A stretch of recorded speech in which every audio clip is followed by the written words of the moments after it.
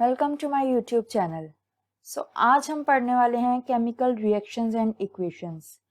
10th class का सबसे basic chapter है ये, और आज हम इसके बारे में पढ़ेंगे कि क्या होती है केमिकल रिएक्शन और उसको हम रिप्रेजेंट कैसे करते हैं। मतलब कि हम इक्वेशंस में लिखते हैं, लेकिन कैसे लिखते हैं, उस इक्वेशन को कैसे लिखते हैं और उस इक्वेशन को बैलेंस कैसे करते हैं, और किस किस टाइप की केमिकल रिएक्शंस हैं हमारे पास, वो सब कुछ हम किस चैप्टर में पढ़ेंगे, इसी चैप्टर में पढ़ेंगे। ठीक है, स्टार्ट करते हैं एक बेसिक से फिनोमिना से, वो है फिजिकल एंड केमिकल चेंज। क्या होता है फिजिकल चेंज? नेम से पता चल रहा है, फिजिकल मतलब आउटर चेंज। आउटर चेंज को हम कैसे डिफाइन करेंगे? ऐसा चेंज जो हमें लगे कि चेंज हो रहा है, बाहर से देखने पे चेंज लग रहा है, लेकिन इंटरनल केमिस्ट्री चेंज नहीं हो रही है जिसकी। जैसे कि हमारे पास एग्जांपल है आइस से वाटर का। यहाँ पे क्या हो रहा है, हमारे पास आइस जो है वो सॉलिड स्टेट में है, उससे किस स्टेट में जा रहा है? लिक्विड स्टेट में जा रहा है। सॉलिड से लिक्विड स्टेट में जाने पे क्या हो रहा है? सबसे पहले तो क्या इसका टेस्ट चेंज हो रहा है? नहीं, टेस्ट तो नहीं चेंज हो रहा। जैसे आइस का टेस्ट होता है, आइस का टेस्ट भी पानी की तरह होता है और पानी का टेस्ट भी पानी की तरह होते हैं। टेस्ट चेंज नहीं हो रहा है। क्या इसका कलर चेंज हो रहा है? कलर भी चेंज नहीं हो रहा है, दोनों ही कलरलेस है। क्या इसका ऑर्डर चेंज हो रहा है? ऑर्डर मतलब स्मेल। क्या इसकी स्मेल चेंज हो रही है? ऑर्डर चेंज हो रहा है? नहीं, दोनों ही ऑर्डरलेस हैं। हमारे पास आइस भी ऑर्डरलेस होती है, वाटर भी ऑर्डरलेस होते हैं, दोनों ही चेंज नहीं हो रहे हैं। चेंज क्या हो रही है? चेंज हो रही है शेप इसकी। शेप क्यों चेंज हो रही है? क्योंकि पहले ये सॉलिड था, अब ये मेल्ट होकर वाटर बन रहा है, तो इसकी शेप चेंज हो रही है। क्या इसका टेम्परेचर चेंज हो रहा है? अगर हम बिल्कुल उसी टाइम पे, जब हमारी आइस मेल्ट होती है वाटर में, उसी टाइम पे देखेंगे तो हमारा टेम्परेचर भी चेंज नहीं होगा, दोनों ही 0 डिग्री सेल्सियस पे होंगे। ठीक है, हमारा ना तो टेस्ट चेंज हो रहा है, ना कलर चेंज हो रहा है, ना ऑर्डर चेंज हो रहा है, और ना ही टेम्परेचर चेंज हो रहा है। ये चारों क्या है? ये इंटरनल प्रॉपर्टीज हैं। लेकिन जो शेप होती है वो एक्सटर्नली होती है, यानी कि बाहर की चीज। बाहर से इसका फिजिकल अपीयरेंस चेंज हो रहा है, लेकिन इसकी कोई भी केमिस्ट्री चेंज नहीं हो रही है। दैट्स वाई हम क्या बोलेंगे कि जो मेल्टिंग ऑफ आइस है, मेल्टिंग ऑफ आइस कौन सा चेंज है? Melting of ice is a physical change. कौन सा? फिजिकल चेंज है। ठीक है,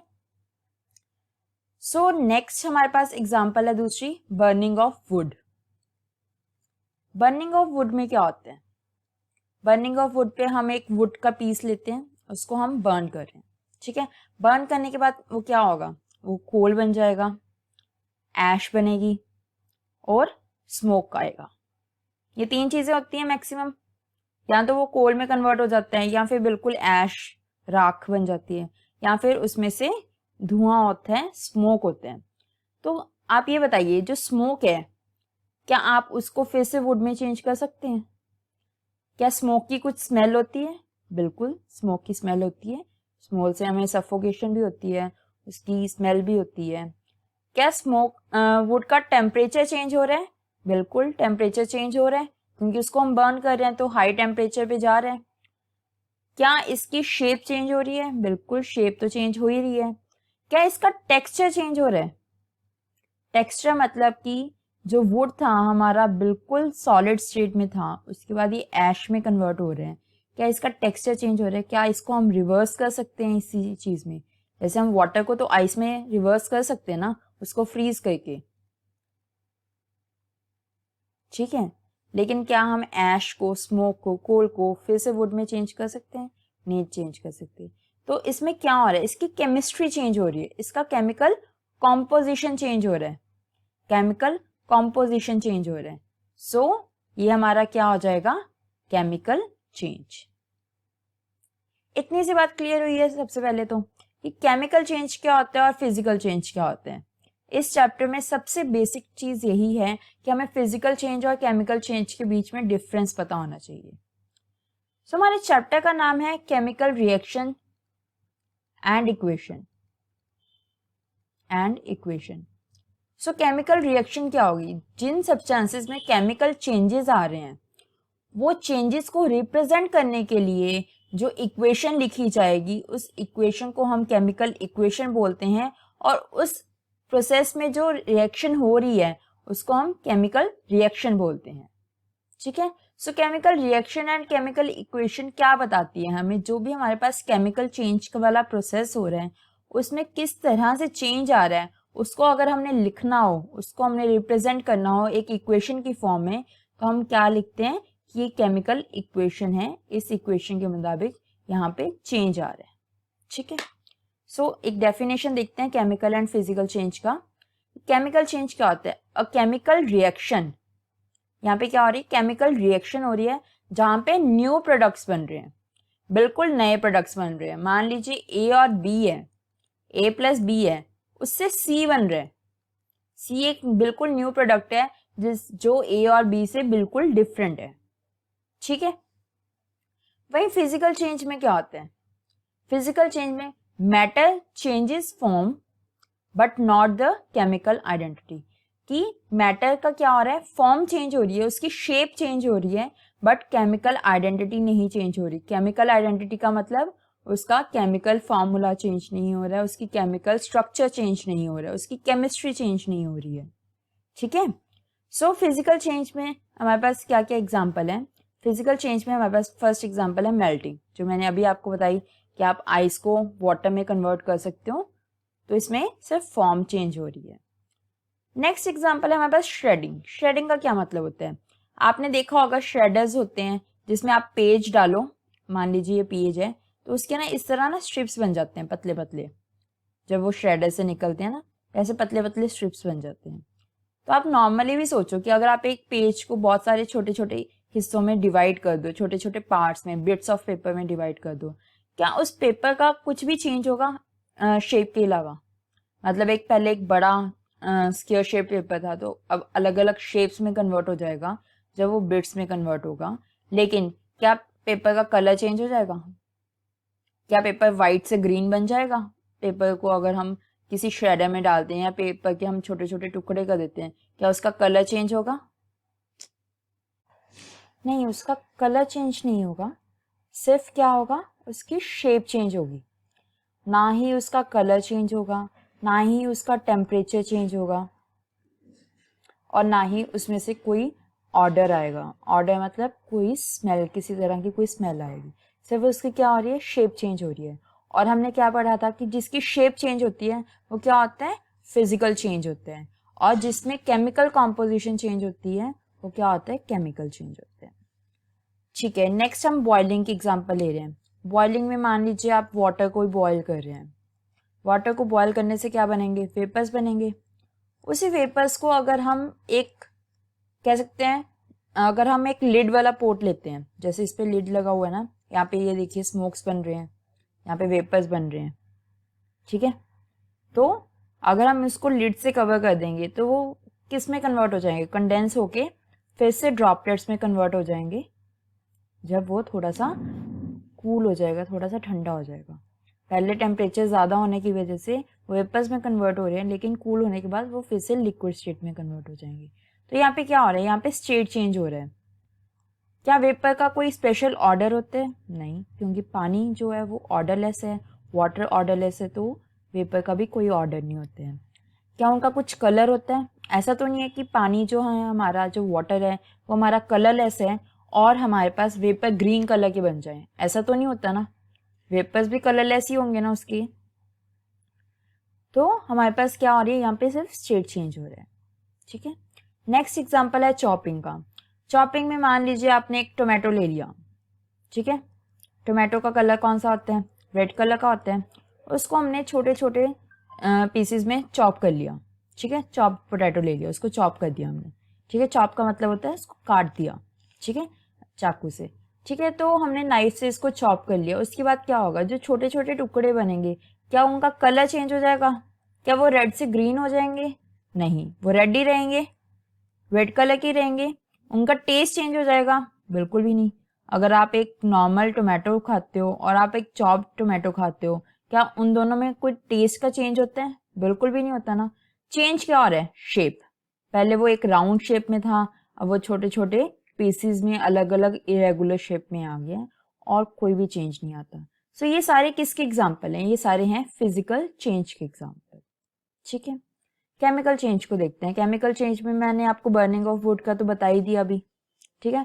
रॉटिंग, रॉटिंग में क्या होता है, हमारे पास कोई भी एप्पल है या फिर हमारे पास पियर है या कोई भी फ्रूट वेजिटेबल है, अगर उसको हम काफ़ी देर तक कहीं पे रख देंगे, जैसे हमने रेफ्रिजरेटर में नहीं रखा, उसको बाहर रख दिया, तो उसमें क्या होगा, जो उसके अंदर कार्बोहाइड्रेट्स हैं, जो शुगर है, वो क्या हो जाएगी, डिकम्पोज होनी शुरू हो जाएगी, और वो जो पर्टिकुलर फ्रूट या वेजिटेबल है वो क्या हो जाएगी, सड़ जाएगी, रॉट हो जाएगी, ठीक है।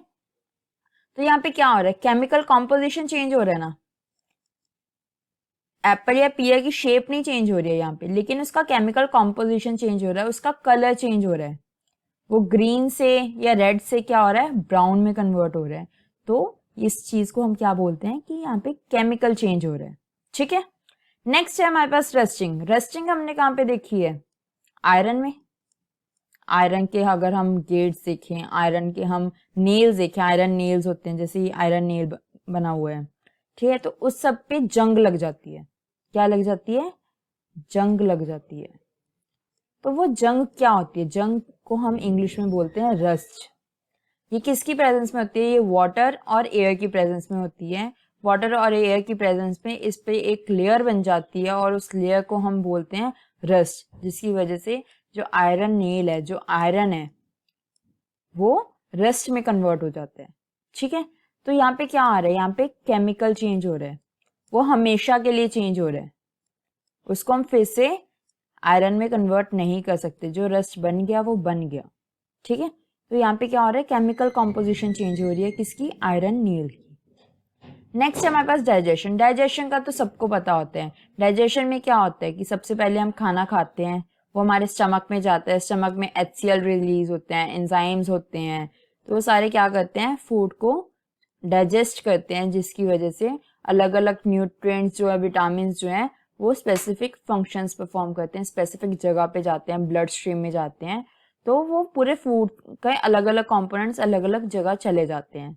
तो जो डाइजेशन फूड है वो तो खुद में ही एक केमिकल प्रोसेस है, क्योंकि वहां पे ये सब चीजें किसकी प्रेजेंस में हो रही है, HCl एंजाइम्स की प्रेजेंस में हो रही हैं, पैंक्रियाटिक जूसेस की प्रेजेंस में हो रही हैं, तो वो सारे क्या है, digestion is a chemical process.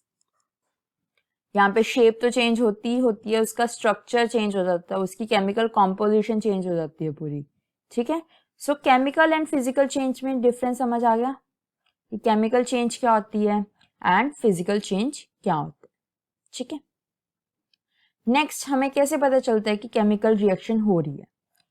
हम केमिकल रिएक्शन को रिप्रेजेंट करने के लिए हमारे पास चार चीजें हैं, कि अगर इन चारों में से कुछ भी हो रहा है या फिर चारों में से दो चीजें भी हो रही हैं, तीन चीजें भी हो रही हैं, तो वो क्या रिप्रेजेंट करती है कि कोई ना कोई केमिकल रिएक्शन हुई है। सबसे पहले तो चेंज इन स्टेट, कि स्टेट में चेंज होता है, लेकिन स्टेट में तो फिजिकल चेंजेस भी आते हैं, ठीक है। लेकिन केमिकल रिएक्शंस में भी स्टेट चेंज होता है, सॉलिड से गैस भी बन सकता है, सॉलिड से लिक्विड भी बन सकता है। सॉलिड से गैस का एग्जांपल पता है ना आपको, सॉलिड से गैस जब बनता है तो वो कौन सी प्रोसेस होती है, sublimation. Example, burning of camphor.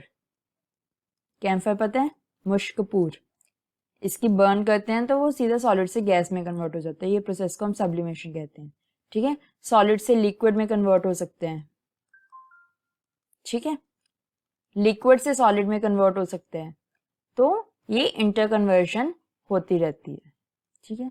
तो ये सारी किस में आती हैं, केमिकल चेंजेस में। चेंज इन कलर, कलर में चेंज कैसे आता है कि ग्रीन से कलरलेस हो गया। कुछ रिएक्शंस होती हैं जिनमें हमारे पास स्टार्टिंग मटेरियल ग्रीन कलर का होता है, लेकिन रिएक्शन के बाद वो कलरलेस बन जाते हैं। कुछ कलरलेस से हमारे पास पिंक भी बन सकते हैं। तो अलग अलग हमारे पास रिएक्शंस होती हैं जिनमें काफी में कलर भी चेंज हो जाता है, तो उससे भी हमें पता चलता है कि यहाँ पे क्या हो रही है, केमिकल रिएक्शन हो रही है। एवोल्यूशन ऑफ गैस, बहुत सारी रिएक्शंस हैं, जैसे अगर हम मेटल को किसी भी एसिड के साथ रिएक्ट करवाते हैं तो हमारे पास H2 रिलीज होते हैं, हाइड्रोजन गैस रिलीज होती है, तो हाइड्रोजन गैस इवॉल्व होती है। तो एवोल्यूशन का मतलब क्या है, एवोल्यूशन का मतलब है बाहर निकलना, बाहर की तरफ निकलना, उसको हम एवोल्यूशन बोलते हैं। तो किसी भी, अगर हमारे पास यहाँ पे जैसे मान लीजिए हमारे पास रिएक्शन हो रही है, हमारे पास ये बीकर है, इसमें रिएक्शन हो रही है और इसमें से फ्यूम्स निकलने शुरू हो जाए, तो वो क्या है, वो हमारे पास क्या हो रही है, एवोल्यूशन ऑफ गैस, की गैस रिलीज हो रही है। कुछ गैसेस जो होती हैं वो ऑर्डरलेस होती हैं, कुछ की स्मेल होती है, कुछ में कलर भी होते हैं, तो वो डिपेंड करता है कि हम किस तरह की रिएक्शन कर रहे हैं। जैसे कभी कार्बन डाइऑक्साइड रिलीज हो ना, तो हमेशा ना आपको क्वेश्चन आएगा कि भाई एक गैस रिलीज हो रही है ब्रिस्क एफर्वेसेंस के साथ, ब्रिस्क एफर्वेसेंस। तो जब भी ये वर्ड आ जाए ना ब्रिस्क एफर्वेसेंस, याद कर लो कि वहां पे क्या हो रहा है, CO2 रिलीज हो रही है भाई, ठीक है। तो आपने कोल्ड ड्रिंक की बॉटल्स देखी होंगी, कोका कोला वगैरह, उसमें से आती है ना एक आवाज सी आती है ना, कि जिससे हमें पता चलता है कि भाई गैस इवॉल्व हो रही है। तो वो क्या है, वो आवाज को ही हम ब्रिस्क एफर्वेसेंस बोलते हैं, और वो क्या निकल रही होती है, CO2 निकल रही होती है। सो CO2 की फॉर्म, जब CO2 निकलती है तब हमारे पास ब्रिस्क एफर्वेसेंस होते हैं। तो अगर आपके पास एक क्वेश्चन आ जाए ना कि एक रिएक्शन है, एक रिएक्टेंट लिया उन्होंने और उसमें से एक गैस निकल रही है ब्रिस्क एफर्वेसेंस के साथ, तो समझ जाओ कि गैस तो भाई CO2 ही है। उस मुताबिक आप केमिकल रिएक्शन को रिकॉग्नाइज कर पाओगे, ठीक है। नेक्स्ट है हमारे पास change in temperature. Change in temperature कब होते हैं, change in temperature mainly exothermic reactions में हो जाते हैं, एक्सोथर्मिक रिएक्शंस या फिर एंडोथर्मिक रिएक्शंस में होते हैं, जहां पे या तो हीट देनी पड़ती है या फिर हीट रिलीज होती है। अब इसका एग्जांपल मैं देती हूँ। अगर आप एक NaOH है ना कंपाउंड, NaOH होता है सोडियम हाइड्रोक्साइड। सोडियम हाइड्रोक्साइड को ना आप हाथ पे ले लो, थोड़ा सा सोडियम हाइड्रोक्साइड अगर आप हाथ पे रखोगे ना, तो आपको महसूस होना शुरू हो जाएगा कि आपका हाथ ना गर्म होना शुरू हो गया। तो नॉर्मली तो वो रूम टेम्परेचर पे ही होता है, रूम टेम्परेचर पे उसमें से इतनी हीट निकलनी शुरू हो जाती है कि हमारा हाथ गर्म होना शुरू हो जाते हैं। तो वहां पे क्या हो रहा है, टेम्परेचर चेंज हो रहा है। कुछ रिएक्शंस होती हैं वो बहुत ही विग्रस होती हैं, क्या बीकर में जैसे ही केमिकल्स को मिक्स करोगे ना, वो जो बीकर है वो गर्म हो जाते हैं। तो वहां पे क्या हो रहा है, टेम्परेचर चेंज हो रहा है, कि जो हमारे पास बिल्कुल रूम टेम्परेचर पे प्रोडक्ट्स थे वो हायर टेम्परेचर पे पहुंच जाते हैं, ठीक है। तो उन केसेस में भी क्या होते हैं, केमिकल रिएक्शन हो रही होती है, ठीक है। नेक्स्ट है, हमने केमिकल इक्वेशन लिखनी कैसे है। केमिकल रिएक्शन तो हमें समझ आ गई, केमिकल रिएक्शन तो एक कंसेप्ट है कि भाई केमिकल रिएक्शन हो रही है, लेकिन केमिकल रिएक्शन को अगर हमने नोटबुक पे या किसी बुक पे लिखना है तो वो लिखेंगे कैसे। उसको लिखने का जो मेथड है, उसको लिखने के लिए जो इक्वेशन ली जाती है, उस इक्वेशन को बोलते हैं केमिकल इक्वेशन, ठीक है। अब ये केमिकल इक्वेशन लिखते कैसे हैं, ये सबसे बड़ा क्वेश्चन है।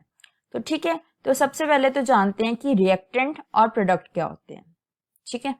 तो मान लीजिए हमने बनाना है भाई, हमारे पास है छोटा सा बेसिक सा होम बेस्ड एग्जांपल लेते हैं, हमने बनाना है पनीर। पनीर बनाना है हमने, ठीक है। पनीर बनाने के लिए हमें क्या चाहिए, हमें मिल्क चाहिए और हमें लेमन जूस चाहिए, ठीक है। ये दो चीजें चाहिए होती है हमें जब भी हमने पनीर बनाना होता है। हमने जो है चीज बनाना है तो हमने क्या करना है, हमें मिल्क चाहिए, हमें लेमन जूस चाहिए। मिल्क को हम गर्म करेंगे, उसमें लेमन जूस डालेंगे, तो क्या होगा, हमारे पास एंड में जो प्रोडक्ट आएगा वो आएगा पनीर, यानी कि चीज, ठीक है। तो यहाँ पे मिल्क और लेमन जूस क्या हो गया, मिल्क और लेमन जूस हमारे स्टार्टिंग वाले प्रोडक्ट हो गए ना, कि स्टार्टिंग में जो हम प्रोडक्ट यूज कर रहे हैं वो क्या हो गए, हमारे मिल्क और लेमन जूस। तो उन प्रोडक्ट्स को हम कहेंगे रिएक्टेंट्स। मतलब कि रिएक्शन को करने के लिए जो रॉ मटेरियल यूज होते हैं, जो रॉ मटेरियल यूज होते हैं उसको हम बोलते हैं रिएक्टेंट्स। रिएक्टेंट्स मतलब अभी रिएक्शन हुई नहीं है, अभी हमने सिर्फ सामान इकट्ठा की है। उन सामान, उस दोनों चीजों को, जितनी भी चीजें हमें यूज करनी है किसी भी केमिकल रिएक्शन के लिए, वो सारी चीजें हमारे पास क्या कहलाती हैं, रिएक्टेंट्स। और उसके बाद जब रिएक्शन हो जाती है, जब रिएक्शन होगी, तो जो हमारे पास फाइनल प्रोडक्ट बनेगा, यानी कि ये मिल्क और लेमन जूस को हमने डाल दिया, मिल्क को हीट कर दिया, उसमें लेमन जूस डाल दिया, उसके बाद जो हमारे पास फाइनल प्रोडक्ट बनेगा वो क्या बन रहा है, पनीर, यानी कि चीज बन रहा है। तो वो हमारे पास क्या हो गया, उसको हम बोलते हैं प्रोडक्ट। क्या बोलते हैं, प्रोडक्ट। उसी तरह जैसे हम ये रिएक्शन देखें कि मैग्नीशियम है, मैग्नीशियम को ऑक्सीजन की प्रेजेंस में हम हीट करते हैं, बर्न करते हैं, हीट कर लो या बर्न कर लो, तो हमारे पास पाउडर में बन जाता है, वो क्या बनता है हमारे पास, मैग्नीशियम ऑक्साइड। ये एक्सपेरिमेंट लैब्स में करवाया जाता है। मैग्नीशियम का रिबन लिया जाता है, उसको क्या करते हैं, उसको हम बर्न करते हैं, तो हमारे पास हवा में क्या है, हमारे पास जो आसपास ऑक्सीजन ही ऑक्सीजन है ना। तो किसी भी चीज को बर्न करने के लिए सबसे इंपॉर्टेंट क्या होती है, ऑक्सीजन। अभी आप किसी बंद कमरे में जहां पे ऑक्सीजन नहीं है वहां पे किसी चीज को बर्न करके देखो, बिल्कुल बर्न नहीं होगी वो, क्योंकि किसी भी चीज को बर्न करने के लिए क्या चाहिए होती है, ऑक्सीजन चाहिए होती है। तो मैग्नीशियम रिबन को जब हम ऑक्सीजन की प्रेजेंस में बर्न करते हैं तो हमारे पास जो ऐश शेप में प्रोडक्ट बनता है उसको हम बोलते हैं मैग्नीशियम ऑक्साइड, MgO। ठीक है, तो यहाँ पे हमने राइटिंग या केमिकल इक्वेशन, हमने केमिकल इक्वेशन लिखी कैसे, हमने सिंबल्स में लिखी। पहले तो हमने मैग्नीशियम का सिंबल लिखा Mg, ठीक है, प्लस जितने भी रिएक्टेंट्स है ना हमारे पास, उन सबके बीच में हम प्लस डाल देंगे। ठीक है, ऑक्सीजन का मॉलिक्यूलर फॉर्मूला क्या होता है, O2 की प्रेजेंस में एग्जिस्ट करती है ना नेचर में। उसके बाद हमने ये एरो डाल दिया। अब एरो का जो एरो हेड है ना, उस तरफ डालना है जिस तरफ प्रोडक्ट बन रहा है, जिस तरफ रिएक्शन जा रही है। ठीक है, यहां से शुरू हो रही है लेकिन फाइनली तो हमारे प्रोडक्ट की तरफ जा रही है ना, तो जिस तरफ प्रोडक्ट की तरफ जा रही है उस तरफ डालना है हमें क्या, एरो। एरो के ऊपर हम लिखेंगे हीट, क्योंकि हम इसको हीट कर रहे हैं। ठीक है, और हमारे पास जो फाइनल प्रोडक्ट बनेगा वो हम इधर लिखेंगे। इसका जो मॉलिक्यूलर फॉर्मूला होगा वो होगा MgO, यानी कि मैग्नीशियम ऑक्साइड, मैग्नीशियम ऑक्साइड। मान लीजिए कि यहाँ पे एक से ज्यादा प्रोडक्ट है, मान लीजिए हमारे पास A और B हमारे पास रिएक्टेंट है, उससे C और D बन रहे हैं, C+G बन रहे हैं। तो जितने प्रोडक्ट्स होंगे उनके बीच में भी प्लस साइन आएगा, जितने रिएक्टेंट्स होंगे उनके बीच में भी प्लस साइन आएगा। ठीक है, reactants mainly left hand side पे लिखे जाते हैं और products mainly right hand side पे लिखे जाते हैं। एरो जो होता है वो उस तरफ डायरेक्ट करता है जिस तरफ प्रोडक्ट बनने होते हैं। एरो हमें क्या रिप्रेजेंट करता है, ये करता है डायरेक्शन ऑफ रिएक्शन। क्या कर रहे हैं, डायरेक्शन ऑफ रिएक्शन। ठीक है, सो हमारा एरो क्या रिप्रेजेंट कर रहा है, याद रखनी है ये चीज, एरो बहुत ही इंपॉर्टेंट है कि एरो हमारा क्या रिप्रेजेंट कर रहा है, डायरेक्शन ऑफ रिएक्शन, कि रिएक्शन किस तरफ जा रही है। इसी से हमें पता चलेगा कि रिएक्टेंट कौन से हैं और प्रोडक्ट कौन से हैं। जिस तरफ पॉइंटेड हेड है, वो जिसकी तरफ पॉइंट कर रहा है वो प्रोडक्ट्स होते हैं, और जिसकी तरफ एरो का बैक होता है वो हमारे क्या होते हैं, रिएक्टेंट्स होते हैं। ठीक है, इतनी बात समझ आ गई कि केमिकल इक्वेशन लिखते कैसे हैं। अब इंपॉर्टेंट क्या है, केमिकल इक्वेशन को बैलेंस करना। अब अगर मैं बोलूं कि इस तरफ 2A है और इस तरफ 3B है, ठीक है, लेकिन यहाँ पे AB 3 बन रहा है। ठीक है, तो आप बोलोगे कि यहाँ पे तो 2A थे, यहाँ पे तो 3B थे, तो यहाँ पे B तो 3 है पर A तो एक ही है, तो ये बैलेंस नहीं होता है, मतलब एटम्स बैलेंस नहीं हुए, अनबैलेंस्ड रिएक्शन है ये। ठीक है, अनबैलेंस्ड रिएक्शन है। सो केमिस्ट्री में सबसे इंपॉर्टेंट होता है कि हमें रिएक्शन को बैलेंस करना आना चाहिए, क्योंकि हमारे पास जितने एटम्स रिएक्टेंट वाली साइड होते हैं उतने ही प्रोडक्ट वाली साइड भी होते हैं, उनमें चेंज नहीं आता है। ठीक है, नंबर ऑफ एटम्स सेम रहते हैं। ठीक है, सो हमें क्या करना है, हमें उसको बैलेंस करना है। सो बैलेंस कैसे करेंगे, बैलेंस करने के लिए एक छोटा सा मेथड है। मान लीजिए कि हम एग्जांपल लेते हैं इस इक्वेशन का, कि यहाँ पे हमने अभी एग्जांपल लिया था, magnesium in the presence of oxygen, हमारे पास क्या बना रहा है, मैग्नीशियम ऑक्साइड। तो यहाँ पे क्या है, पहले हम एक टेबल बना लेंगे, उस पर हम नंबर ऑफ एटम्स लिख लेंगे। रिएक्टेंट वाली साइड मैग्नीशियम कितने हैं, 1, प्रोडक्ट वाली साइड मैग्नीशियम कितने हैं, 1। ठीक है, रिएक्टेंट वाली साइड O2 ऑक्सीजन कितने हैं, 2, और प्रोडक्ट वाली साइड ऑक्सीजन कितने हैं, 1।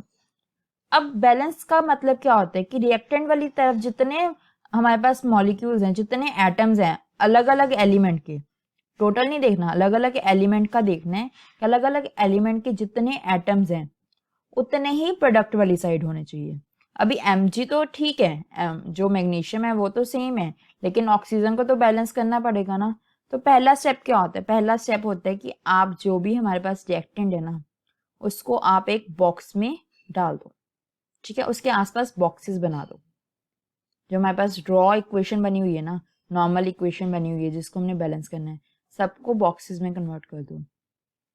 अब हमने जो बॉक्स के बीच वाली चीज है ना, उसको बिल्कुल टच नहीं करना है, उसको बिल्कुल छेड़ना नहीं है, ठीक है। सो फर्स्ट रूल क्या है कि put all reactants and products in boxes, ठीक है। you can't change anything inside the box, ये याद रखना है, ये सबसे इंपॉर्टेंट है कि आप बॉक्स के अंदर कुछ चेंज नहीं कर सकते। जैसे बॉक्स के अंदर ये 2 आ गया, इसको चेंज नहीं कर सकते। हाँ, बॉक्स के बाहर आप कोई भी नंबर लिख सकते हो उसको बैलेंस करने के लिए, यहाँ पे बाहर आप कोई भी नंबर लिख सकते हो, ठीक है। सो अगर हम देखें, ठीक है, एक कलर चेंज कर लेते हैं पहले, ठीक है। तो अब हमने क्या करना है, हमारे पास mg तो सेम था। थर्ड हमारा पॉइंट क्या रहता है? थर्ड पॉइंट हमारा रहते हैं कि जो सबसे मैक्सिमम एटम्स हैं, the element having maximum number of atoms either product और रिएक्टेंट, चाहे वो प्रोडक्ट वाली साइड मैक्सिमम है, चाहे वो रिएक्टेंट वाली साइड मैक्सिमम है। मैक्सिमम देखना कि जिसके पास मैक्सिमम नंबर ऑफ एटम्स है, फर्स्टली बैलेंस दैट एलिमेंट, ठीक है। पहले उस एलिमेंट को हम बैलेंस करेंगे। यहाँ पे सबसे मैक्सिमम नंबर ऑफ एटम्स किसके पास है? ऑक्सीजन के पास है ना, तो हम इसको बैलेंस करेंगे, ठीक है। ऑक्सीजन के पास रिएक्टेंट वाली साइड 2 है, तो हमने इधर लिख दिया 2। अब 2 लिखने के बाद क्या हो गया, हम इसको चेंज कर रहे हैं, इसको 1 को हटा के 2 लिख रहे हैं। क्यों? क्योंकि अब रिएक्टेंट वाली साइड भी 2 ऑक्सीजन हो गए और प्रोडक्ट वाली साइड भी 2 ऑक्सीजन हो गए, और रिएक्टेंट वाली साइड तो 2 थे ही। अब यहाँ पे 2 होने के साथ साथ यहाँ पे भी एक चेंज आया, यहाँ पे भी mg भी 2 हो गए, ठीक है। सो नेक्स्ट स्टेप क्या होगा, अगर उसके बाद भी कोई और हम देखेंगे कि उसके बाद और किसको बैलेंस करना रह गया, तो हम उसको बैलेंस करेंगे। अब यहाँ पे mg चेंज हो गया, mg को फिर से बैलेंस करना पड़ेगा ना, ये अनबैलेंस्ड हो गया। ऑक्सीजन बैलेंस हो गया लेकिन मैग्नीशियम अनबैलेंस्ड है, तो हम क्या करेंगे, अब मैग्नीशियम के आगे 2 लगा देंगे, ठीक है। तो ये मैग्नीशियम भी यहाँ पे 2 हो गया। अब देखिए, अब मैग्नीशियम 2 है रिएक्टेंट वाली साइड, प्रोडक्ट वाली साइड भी 2 है, ऑक्सीजन 2 है हमारे पास रिएक्टेंट वाली साइड, और प्रोडक्ट वाली साइड भी 2 है। जो ये बाहर वाला नंबर होता है ना, ये पूरे बॉक्स के लिए होते हैं, मतलब पूरे बॉक्स के एटम्स के लिए होते हैं, ठीक है। तो हमारे पास बैलेंस होगी, हेंस बैलेंस्ड, ठीक है। इतनी सी, बहुत इजी होते हैं। बस जो हमने ये नंबर्स लिखने होते हैं ना, ये हमारा हिट एंड ट्रायल होता है। हमें चेक करना पड़ता है कि हमें कितने एटम्स की जरूरत है, हम उस मुताबिक ट्राई कर करके देखते हैं, और हिट एंड ट्रायल मेथड से हम यहाँ पे क्या करते हैं, हमारे पास बैलेंसिंग करते हैं, ठीक है। एक और एग्जांपल करके देखते हैं बैलेंसिंग का। एक है हमारे पास Fe प्लस वाटर, हमारे पास क्या बन रहा है, Fe3O4 प्लस हाइड्रोजन। तो हम यहाँ पे बैलेंस करते हैं। पहले तो हम नंबर ऑफ एटम्स लिख लेंगे। Fe के कितने एटम है रिएक्टेंट वाली साइड? 1, और प्रोडक्ट वाली साइड 3। हाइड्रोजन कितने हैं रिएक्टेंट वाली साइड? 2, और प्रोडक्ट वाली साइड भी कितने हैं? 2। ऑक्सीजन कितने हैं रिएक्टेंट वाली साइड? 1, और प्रोडक्ट वाली साइड कितने हैं? 4। अब हमने क्या करना है, हमने पहले इसको डाल देना है बॉक्स में। बॉक्स में डाल दिया हमने इसको, ये लीजिए, हमने इसको बॉक्स में डाल दिया। अब हम क्या करेंगे,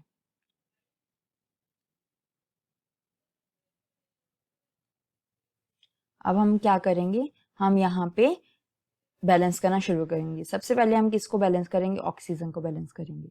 क्यों ऑक्सीजन को बैलेंस कर रहे हैं? क्योंकि यहाँ पे हमारे कितने ऑक्सीजन के 4 एटम्स हैं, जो सबसे ज्यादा मैक्सिमम है, और किसी के पास हैं 4 से ज्यादा एटम्स?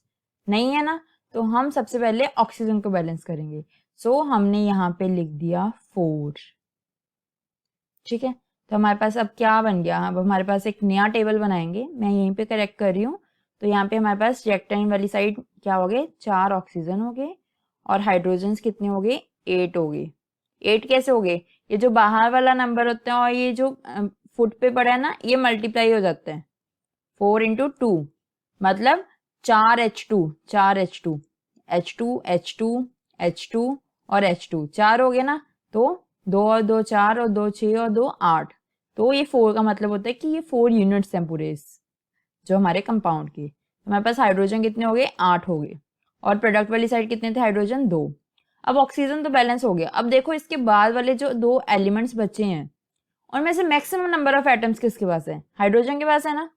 तो हम किसको बैलेंस करेंगे, हाइड्रोजन को बैलेंस करेंगे। इस तरफ अगर हम 4 लिख दें प्रोडक्ट वाली साइड, तो 4 इंटू 2 8 हो गया ना। तो ये भी क्या हो गया, 8 हो गया, हमारे पास बैलेंस हो गया। हाइड्रोजन भी, हाइड्रोजन बैलेंस हो गया। हाइड्रोजन की बैलेंसिंग में कोई और चेंज तो नहीं आया, किसी और एलिमेंट में नहीं आया। अब क्या बचा, प्रोडक्ट वाली साइड 3 Fe है, रिएक्टेंट वाली साइड 1 ही है। तो हमने रिएक्टेंट वाली साइड 3 कर दिया इसको, Fe को। तो ये हमारे पास हो गया 3, हो गए बैलेंस तीनों चीजें हमारे पास। यहाँ पे देखिए, ये देखिए Fe 3 है, इस तरफ भी Fe 3 है। हमारे पास H2 कितने हैं, 8, 4 इंटू 2 8। इस तरफ भी कितने हैं, 4 इंटू 2 8। हमारे पास ऑक्सीजन कितने हैं, 4 इंटू 1 4 और इस तरफ भी कितने हैं, 4। तो हमारे पास इक्वेशन हेंस बैलेंस्ड। सो अभी आप लोग क्या करोगे, आप अपनी एनसीईआरटी निकालोगे, वहां पे बैक एक्सरसाइज में बहुत सारी इक्वेशंस दी हुई हैं। जहां पे भी कोई भी इक्वेशन पढ़ते हो, हर इक्वेशन को बैलेंस करना है आप लोगों ने। ठीक है, तभी प्रैक्टिस होगी इसकी। बैलेंसिंग का क्वेश्चन बोर्ड्स में आता ही आता है, बोर्ड्स हो, कोई भी एंट्रेंस हो आपके लिए, सब जगह आते हैं। नेक्स्ट टॉपिक है हमारा टाइप्स ऑफ रिएक्शन, कि रिएक्शन की टाइप्स क्या होती हैं, किस किस तरह की रिएक्शंस होती हैं। सबसे पहले हमारे पास कॉम्बिनेशन रिएक्शन। कॉम्बिनेशन के नाम से पता चल रहा है कि ऐसी रिएक्शन जहां पे दो चीजें कंबाइन हो रही हैं, जैसे A प्लस बी जो कंबाइन होके क्या बना रहा है, ए बी बना रहा है। इस टाइप की रिएक्शंस को हम क्या बोलते हैं, कॉम्बिनेशन रिएक्शंस। डिकम्पोजिशन रिएक्शंस क्या होती हैं, कॉम्बिनेशन का बिल्कुल ऑपोजिट। ए बी था हमारे पास, एक कॉम्प्लेक्स कंपाउंड था, उससे सिंपल और छोटे हमारे पास क्या बन रहे हैं, प्रोडक्ट बन रहे हैं, उनको हम क्या बोलते हैं, डिकम्पोजिशन। डिकम्पोजिशन किससे आया, जो जैसे अगर हम कोई भी चीज को डिकम्पोज करना होता है, हम क्या करते हैं, उसको सॉइल में जो है वो हम दबा देते हैं और उसके बाद माइक्रोब्स जो है उसको छोटे छोटे टुकड़ों में डिवाइड कर देते हैं। ठीक है, वहीं से हमने कंसेप्ट डिकम्पोजिशन का आया, वहीं से ये नेम लिया गया डिकम्पोजिशन, मतलब एक बड़े रिएक्टेंट से छोटे छोटे प्रोडक्ट्स बनाना। ठीक है, डिस्प्लेसमेंट रिएक्शन क्या होती है, डिस्प्लेसमेंट रिएक्शन होती है कि जब आप किसी चीज को सब्स्टिट्यूट कर देते हो, मतलब उसकी जगह पे आके बैठ जाते हो। जैसे ए बी था, उसके साथ सी ने रिएक्शन की, तो उसने क्या किया, वो AC बन गया और B। इसमें क्या हो रहा है, जो C है वो किसको डिस्प्लेस कर रहा है, वो B को डिस्प्लेस कर रहा है। ठीक है, तो इसमें दो टाइप्स आती है हमारे पास, एक होती है सिंगल डिस्प्लेसमेंट रिएक्शन और एक होती है डबल डिस्प्लेसमेंट रिएक्शन। आगे हम डिटेल में पढ़ेंगे इसको। ठीक है, नेक्स्ट है हमारी रिडॉक्स रिएक्शन। रिडॉक्स रिएक्शन ना दो वर्ड से बनी है, एक रेड और ऑक्स। रेड का मतलब है रिडक्शन रिएक्शन और ऑक्स का मतलब है ऑक्सीडेशन रिएक्शन। ऐसी रिएक्शन जिसमें रिडक्शन भी हो रही है और ऑक्सीडेशन भी हो रही है, उसको हम रिडॉक्स रिएक्शन बोलते हैं। डिटेल में पढ़ेंगे कि रिडक्शन रिएक्शन कौन सी होती है, ऑक्सीडेशन कौन सी होती है और रिडॉक्स रिएक्शन कौन सी होती है, अभी डिटेल में पढ़ेंगे थोड़ा टाइम में। ठीक है, ये हमारे पास जो डिस्प्लेसमेंट और रिडॉक्स रिएक्शन है ना, ये नेक्स्ट वीडियो में हम पढ़ेंगे। कॉम्बिनेशन और डिकम्पोजिशन रिएक्शन हम इसी वीडियो में पढ़ेंगे। ठीक है, सो नेक्स्ट करते हैं हम कॉम्बिनेशन रिएक्शंस। जैसे कि मैंने बताया कि A प्लस बी को कंबाइन करके AB, मतलब कि छोटे छोटे रिएक्टेंट्स को कंबाइन करके एक बड़ा product banana is combination reaction.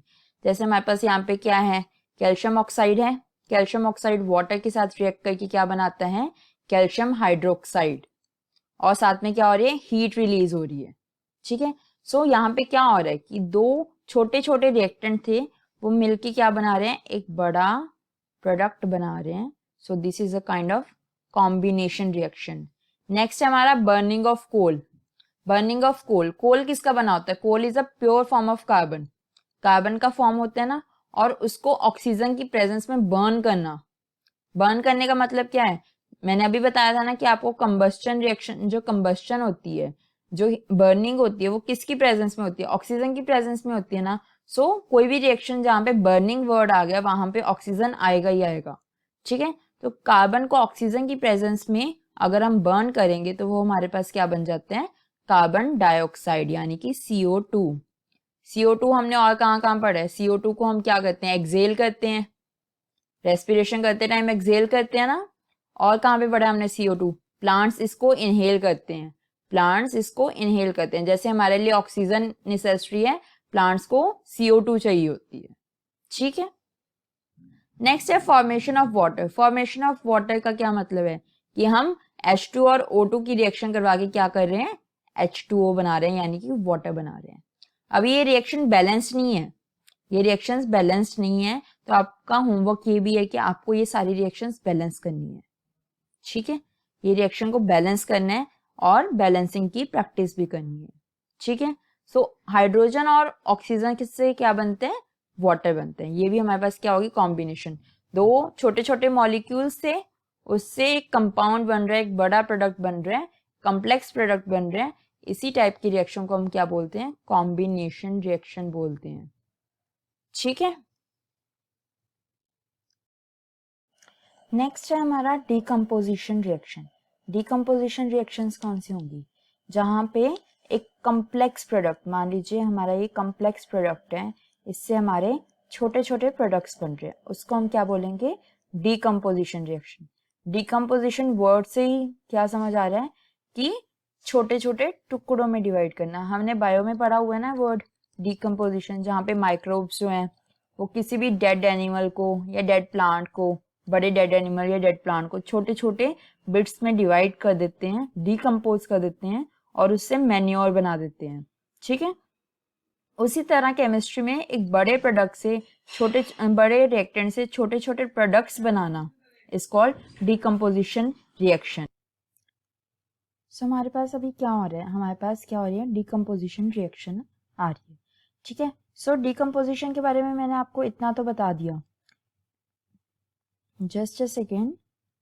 Okay, so decomposition के बारे में इतना तो हमें पता चल गया कि एक बड़े प्रोडक्ट से छोटे, बड़े सारे रिएक्टेंट से छोटे छोटे प्रोडक्ट्स बनने हैं। एग्जाम्पल लेते हैं, जैसे हमारे पास यहाँ पे एग्जाम्पल है फेरस सल्फेट का।